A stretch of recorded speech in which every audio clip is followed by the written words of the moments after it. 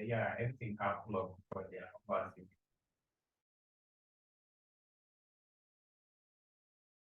Hi, Michael, please grant me access to share screen sharing, please.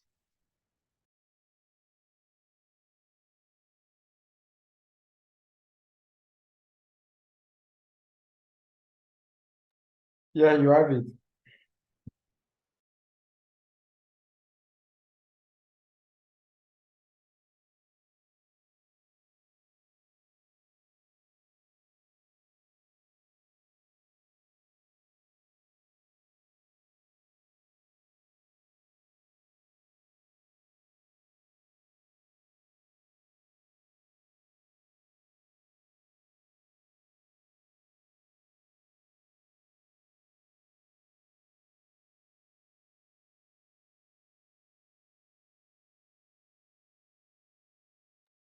All right, so I believe we can continue now. There are just 4 people on the call.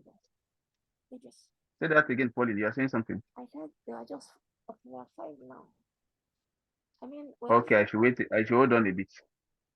it's up to you. I just noted that we are few on the call.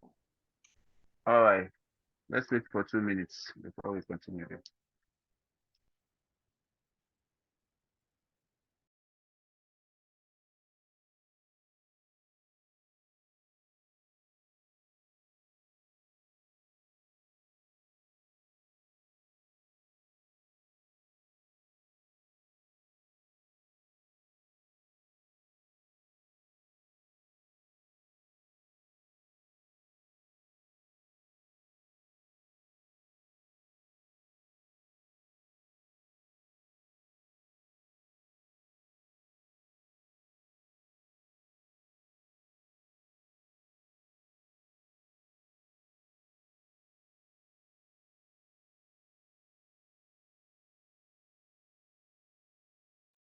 All right, we can continue now.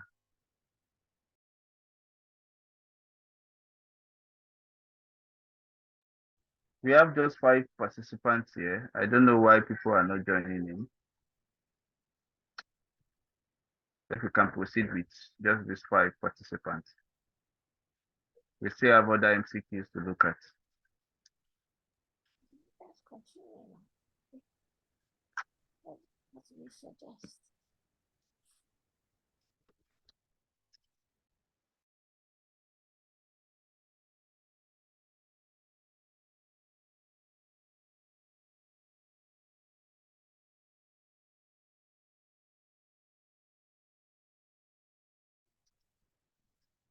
Okay, You we can proceed. we can proceed now. All right, next we are asked to convert the query to query the error count that we made earlier into a CTE. Test it to make sure it gives the same result again using the select asterisk form. So we should call up the table. That's what they mean. On a large on large queries like this, it's better to build the query and test each step before fixing errors become harder as the query goes. Fortunate. I want you to explain this query for us. Please explain this query here.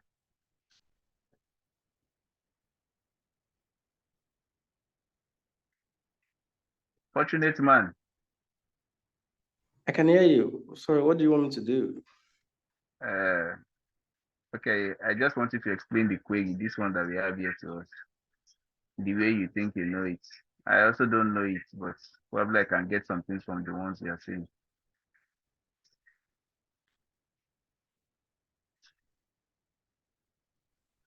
Okay.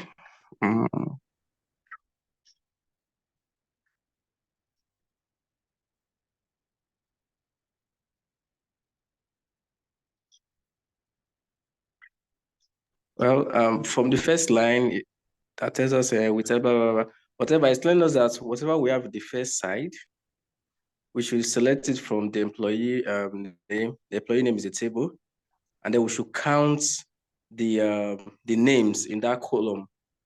Sorry, it's a column rather. We should count the names in that column, and then we should rename it temporarily, that is alias, as number of mistakes. That means the number of employees that made mistake in that column. Alias number of mistake from incorrect record. We already have a table, is a column that contains the incorrect record. We are doing this thing from that incorrect record. It's going to select this source from the incorrect record here. And then we have I think that's where I will stop. Sorry, thank you. Well, I think I can proceed from there. Thank you. So I believe that this other part of the document is just a comment to tell us what this is all about. So they said incorrect record is a view that joins the audit report to the database for records where the auditor and employee scores are different. All right, so this is just a comment to the query that we have here. So we are asked to group by the employee name. Like I mentioned the other time, I'm meant to believe that when you want to group or when you want to use where, it should be part of what you are grouping by should be part of the column that you may have selected in the first place. But what is strange to me is this width. This width, I've not seen it before. Probably it's part of what it may be part of what we will learn in this module. This CTE calculates the number of mistakes each employee made. Maybe this will be the one that speaks. This width speaks to these comments that they wrote here. Hopefully, we get to know it once we start the module. All right. The second thing they said we should do is now to calculate the average number of mistakes in error count. You should get a single value. Yeah. Let's see if there's a code there. Oh, there is no code. To find the employee who made more mistakes than the average person, we need the employee's name, the number of mistakes each one made, and filter the employees with an above average number average from error counts. So they are giving us the hint of how to get number 3 done. And this is the table that they came up with. We should look at the incorrect record table again and isolate all the records these 4 employees gathered. We should look at the statements for these records to look for patterns. First, convert the suspect list to a CTE. So we can use it to filter the records from these 4 employees. Make sure you get the names of the 4 suspects and their mistake count as a result using select employee name from suspect list. Okay, those are instructions that we have to deal with. You should get a column of the names back. So let's just recap here. 1, we use incorrect record to find all the records where the auditor and employee scores don't match. 2, we then use error count to aggregate the data and got the number of mistakes each employee made. 3, finally, suspect list retrieves the data of employees who make an above average number of mistakes. Now you can filter that incorrect records CTE to identify all of the records associated with the 4 employees we identified. So again, other tasks are coming on. Firstly, let's add the statements column to the incorrect employee CTE. Then pull up all of the records where the employee name is in the suspect list. Hint. They give us a hint on how to do that, and we should come up with something like this. Moving on. So we have this, use this kind of query. So this is the query that they said we should use to filter it. You can see these 3 dots, meaning that this is a query inside the query. There are some things that may have been there before this query comes here. So this query filters all of the record where the corrupt employees gather data. Select, there are some other things that's inside it. From, we are querying the incorrect record table where employee in select employee name from suspect employee, meaning that you are looking, this is a condition that we are looking at employee name in where employee name is from the suspect list, looking for employee name. So how do I interpret this one? In select employee name from suspect list. Okay, I think we'll know how to explain that later. I think it's a nested query, whatever. Yeah, so what I'm trying to narrate it. Select employee name from a suspect list. So from the suspect list, there are some employee that we notice that they are corrupt. So we are going to select the employee name from the suspect list, and that employee name is a condition for getting the query that we are running, since it's in the where command line. Okay, we move forward to the next slide. Lots of queries here. This query is complex, right? Yes, I can also sense that. Very complex. But if we document it well, it is simpler to understand. Oh, and you don't want to see what this query looks like using only subqueries. So with, like they mentioned, with error count, just like what the one that Fortunate solved just now. So this, I believe, calculates the number of mistakes each employee will make as they are written in. So we have the select command. We are looking at employee name. Now we are counting the employee name and aliasing it as the number of mistakes. So we are doing the count of the employee name and renaming it on the column heading as number of mistakes. From where? From the incomplete records, grouped by employee name. So we are all of these query now. We are now taking it as an alias. The alias comes from all this query below. Please, if I'm not speaking the right thing, let me know. I'm just using my English. I'm using English sense. Okay. So we select employee name again. Look at number of mistakes. All these aliases here now comes from all this query that we are going to be writing in. Say select employee name. The other column is number of mistakes. From where we are querying the error count table, and with a condition where number of mistakes is greater than the average. Okay, like Michael mentioned, this is nested. Hopefully we won't get nested when we start solving it. All right, so from employee count, so I believe this is a query on its own. So it's just like the usual query, like they write it here. This one is on the straight line. So we are just selecting average from employee count and ensuring that this query will only work where the condition is where the number of mistakes is greater than what we get from this nest that is here. This query filters all the records where the correct employees gathered data. So this is the query. We have this before. What they did is to bring all the queries together. So if you look at the previous slide, we have had this kind of query there before. So they bring it that they have broken it down and they bring it together again. That was why the man was referring to the fact that we have to document it well. If we don't document it well, we get confused along the way. Going on to the next slide. If you have a look, you will notice some alarming statements about these 4 officials. Look at these records. These guys, those are the cooks. For example, see how the word cash is used in a lot of these statements. Filter the records that refer to cash. Let's just do one more check to make sure.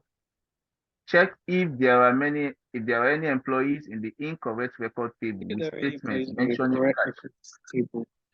The incorrect records table with statements mentioning cash. They're not. Yeah, someone is speaking. Someone is speaking. You can speak, please. You can speak.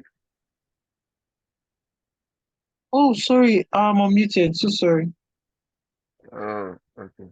I thought you want to contribute. You can also contribute now. Yeah. Yeah, I'm good. I'm good. So sorry. I didn't know I was on. Good. All right.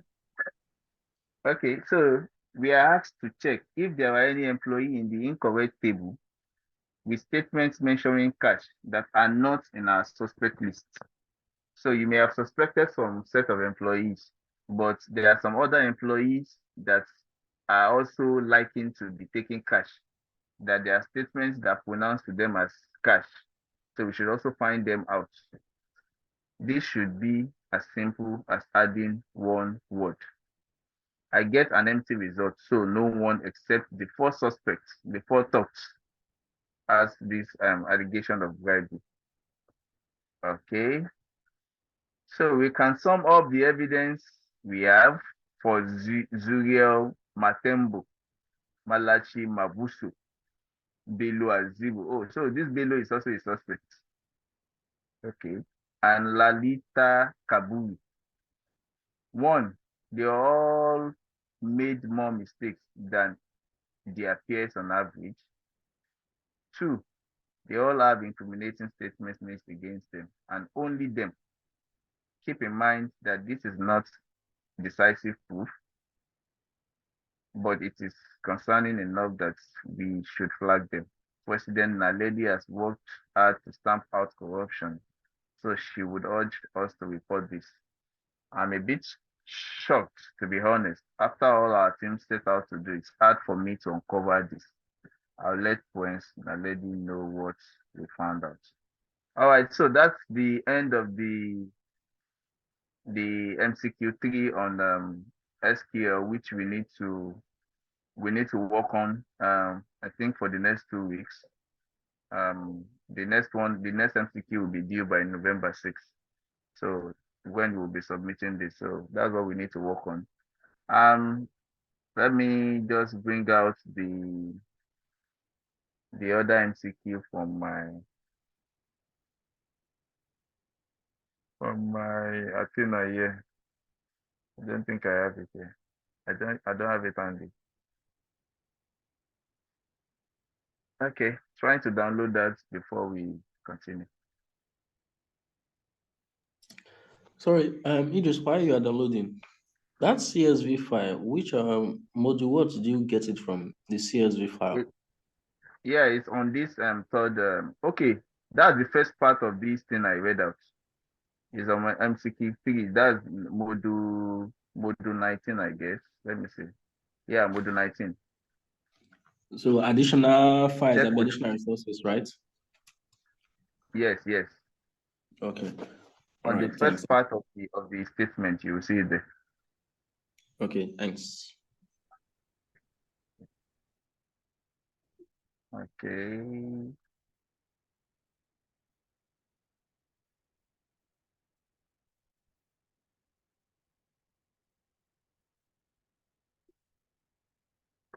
Sorry, Idris. Hello. Yeah, I'm listening, Michael. Yeah, well done. Great job. Awesome job there. Instead of going to the second integration project, why not let's look at what the MCQ just look like for now. Let's just run through it. The first MCQ. Okay. Yes.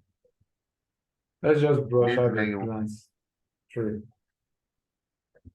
it. okay. From onset, right? From the start. Not this one, No, the you open MCQ Athena, itself. you go back to Athena, explore AI, and then enter The the Okay, test. the MCQ Yeah. itself. Yeah. Okay. Okay, yeah. So let's glance through that.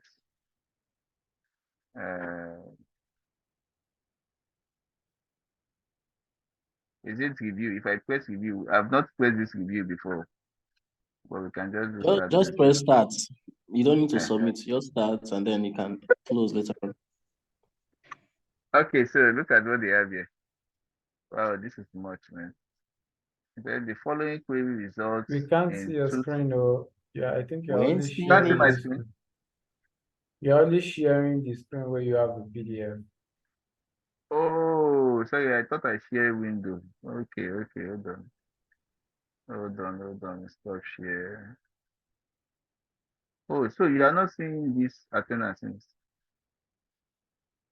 Okay.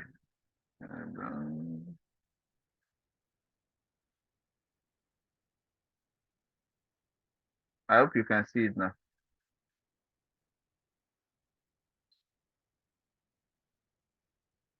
I hope you can see now. Yeah, we Yes. can Can see you it. Yeah, sure. All right, so Fortune, this is where you get that first one. I don't know that you can't see the screen before. This project here with the 19.1, just click on it, download it. You see on the first page of that slide, you see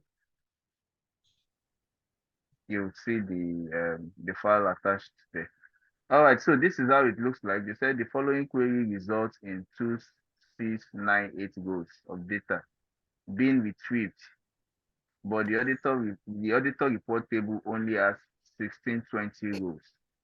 Analyze query and select the reason why this discrepancy occurs. Hint, they gave us a hint. Think about the type of relationship between our table.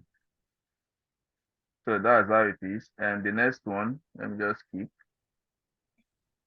Or do we want to speak to it? Michael, do you want to speak to the first one? No. Just keep rushing through. I mean, we've not done Okay. anything. We are just glancing through just to have an idea of what we are to learn. All right, so they said, what is the function of incorrect records in the following query? What's the function? These incorrect records that we have here, this is it here. What is it doing there? These are the options. They said incorrect record filters and organized records with different scores between auditors and employees, preparing a tailored data set for the main query. Incorrect records acts as persistent storage structures, saving the record with different scores between auditor and employee in an intermediate result in the database for future queries.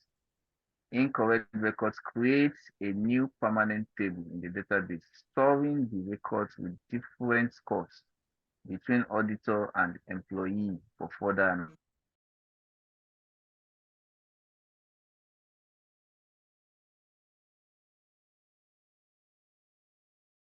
of records with different scores between auditor and employee for the main query. So what's the function of this guy? This guy that is sitting down here, what's the function? Those are part of the things we need to know. Okay, skipping. All right. The third one is in the suspect list, a subquery is used. What type of subquery is it? This suspect list, what's the subquery? I think this is the subquery that we have here. What type of subquery is this? And what is its purpose in the query? This query that we highlighted. So a subquery is a correlated subquery used to compare each number of mistakes to the average number of mistakes. The subquery is a scalar subquery used to calculate the average number of mistakes for comparison. The subquery is a table subquery used to create a temporary table for data filtering. A subquery is a multi-row subquery used to fetch a list of employee names with above average number of mistakes. So that's for us to ponder on. Moving on.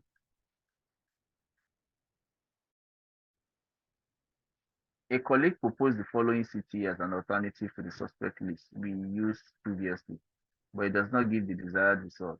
What will be the result of this subquery? So they want us to give them the results. Is it? They said the subquery is correlated subquery. I think it's the same. It's the same option as I read before. So I think option number.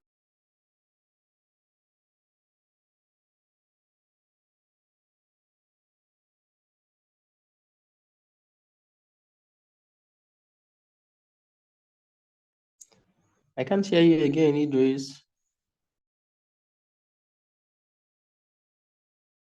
Please.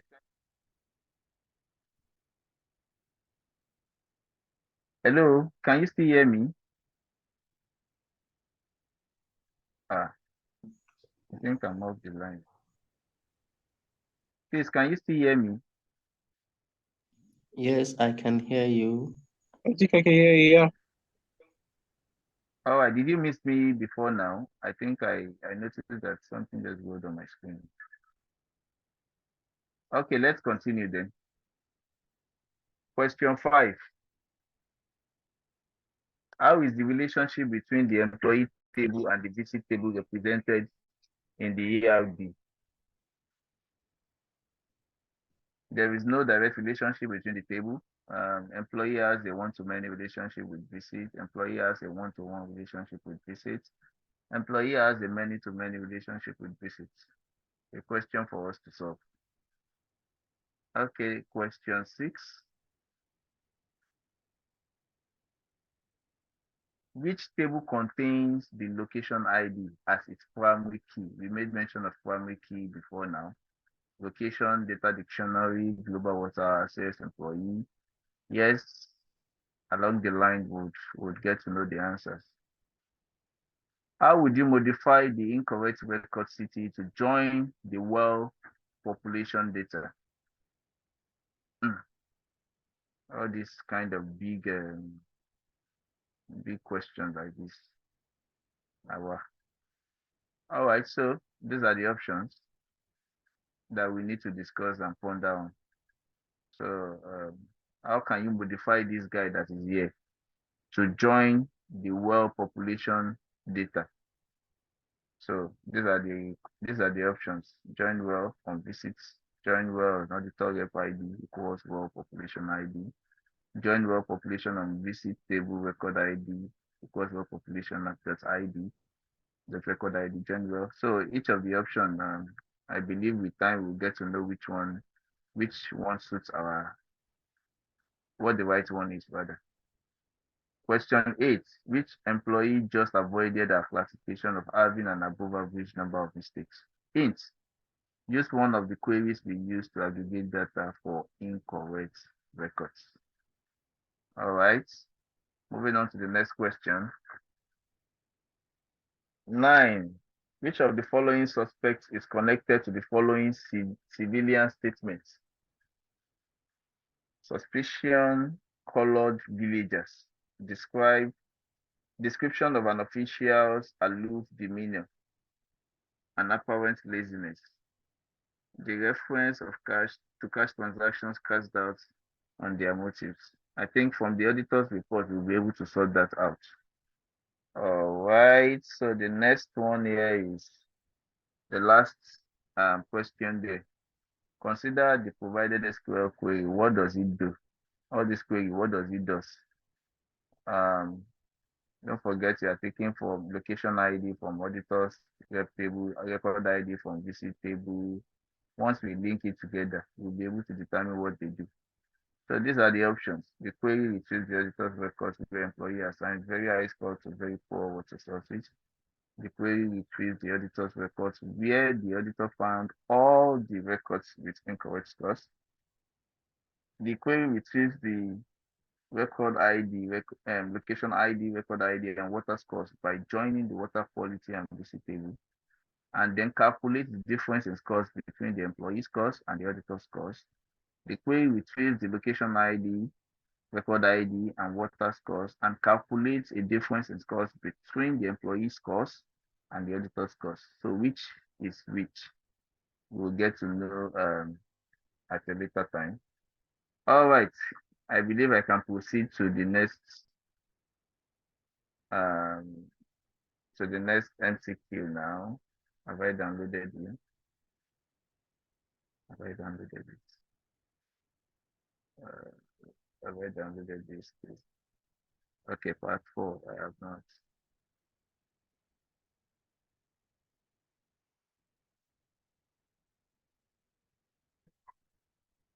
Okay, so it's downloaded now. I can.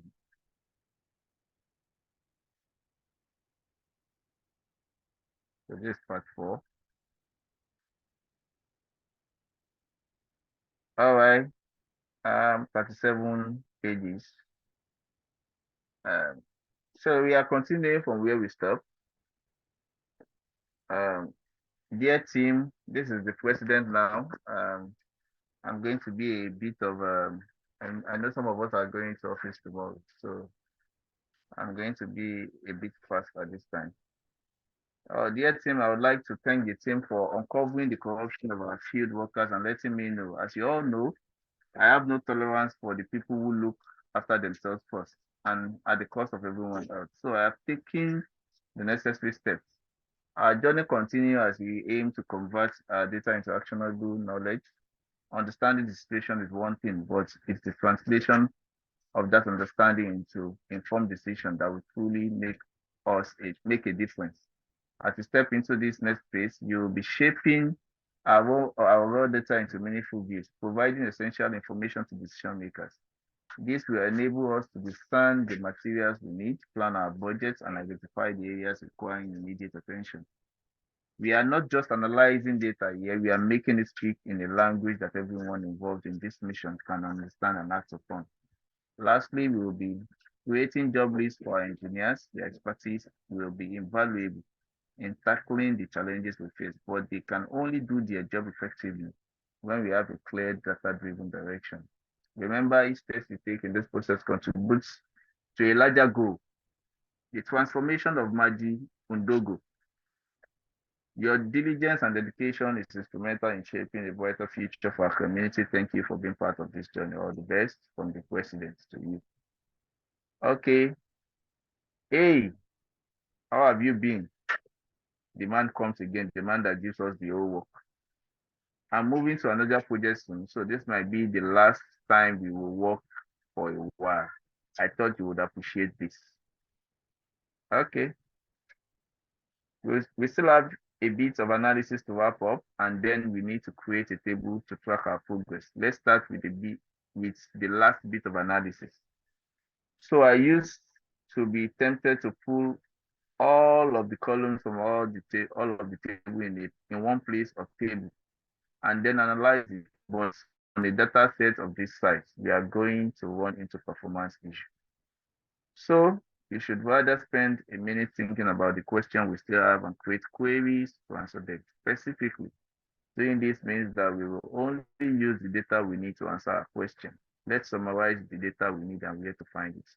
First, all of the information about the location of water source is in the location table, specifically the town and province of that water source. Water source has the type of source and the number of people served by each source. Visit asks you information and connect source ID to location ID. There were multiple visits to sites, so we need to be careful to include duplicate data where visit count is greater than 1. World population has information about the quality of water from only wells. So we need to keep that in mind when we join this table. Okay, moving on. Things that springs to mind for me. One, are there any specific provinces or towns where some sources are more abundant? We identified that tapping unbroken taps are easy wins. Are there any towns where this is a particular problem? To answer question 1 of what is in the guy's mind, we will need province name and town name from the location table. We also need to know type of water source and the number of people served from the water source table. The problem is that the location table uses location ID, while water source only has source ID. So we won't be able to join these tables directly. Why? From my mind, I'm thinking because they don't have a unique ID. But the visit table maps location ID and data source. So if we use visit as the table we query from, we can join location where the location ID matches and water source where the source ID matches. Before we can analyze, we need to assemble data into a table first. It's quite complex, but once we are done, the analysis is much simpler. Start by joining location to visit. All right, you should have the following column. He's not giving us code again. He believes we are now an expert.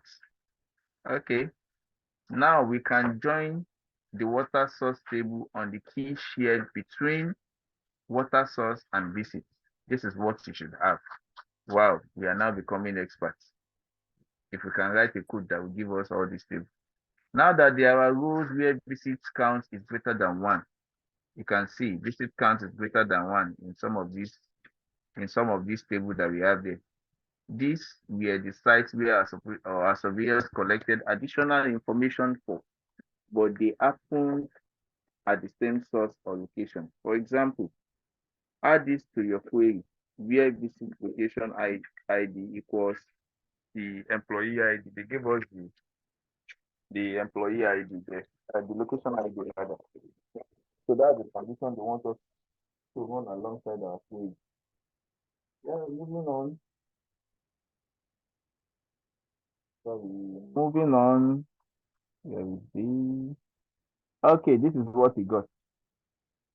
There you can see what I mean. For one location, there are multiple location ID. Just for one location, we have multiple location ID for the same location. If we aggregate, we will include these rows.